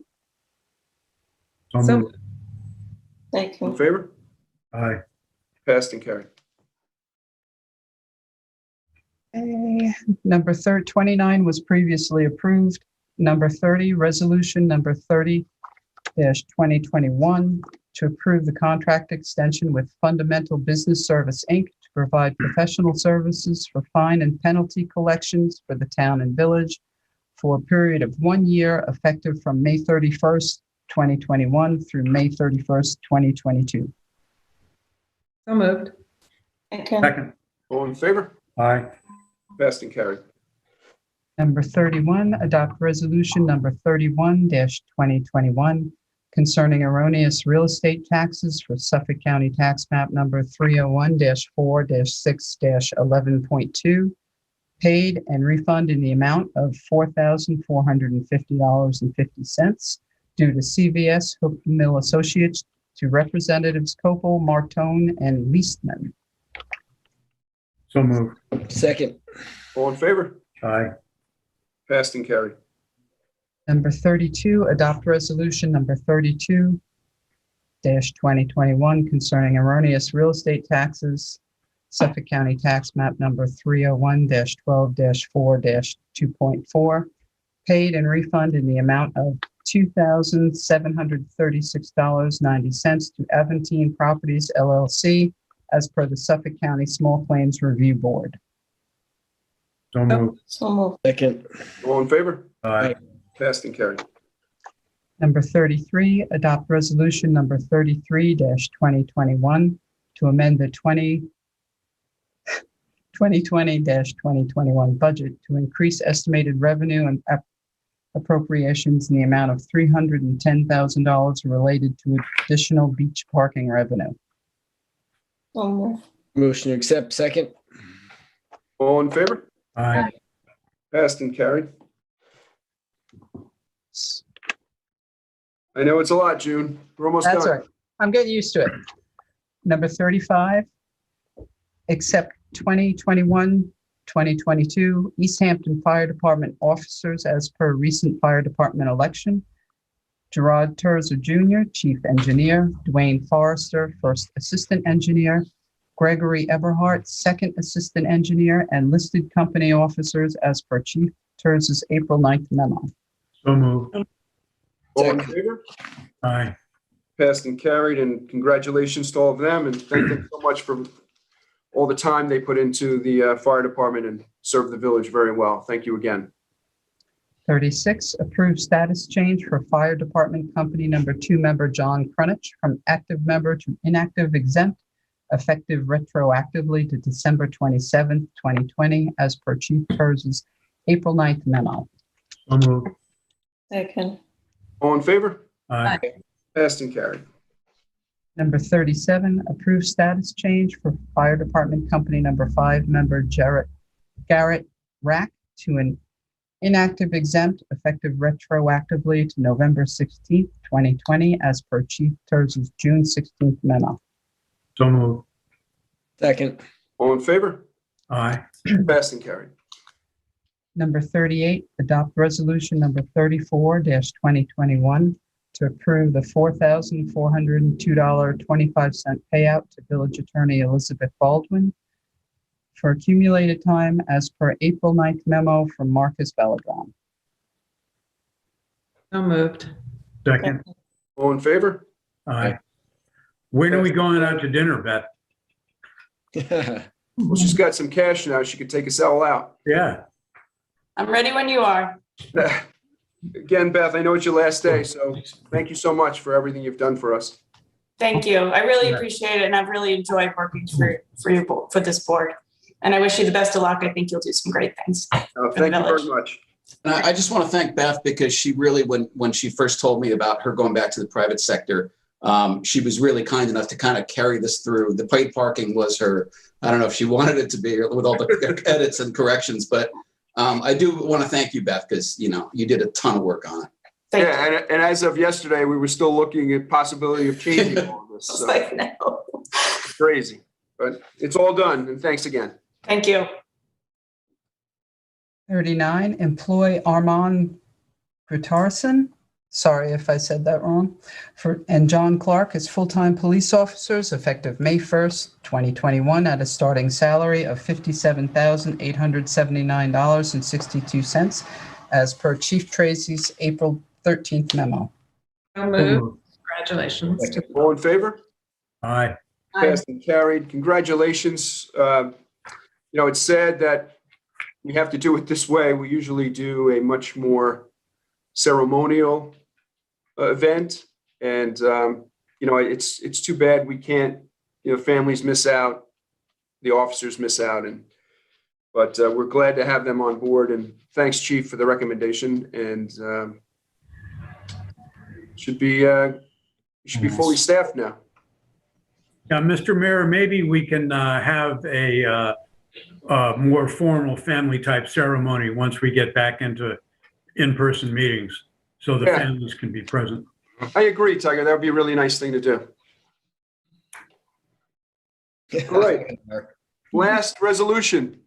Number 40, approve sale of surplus 2013 Ford Ambulance 9116.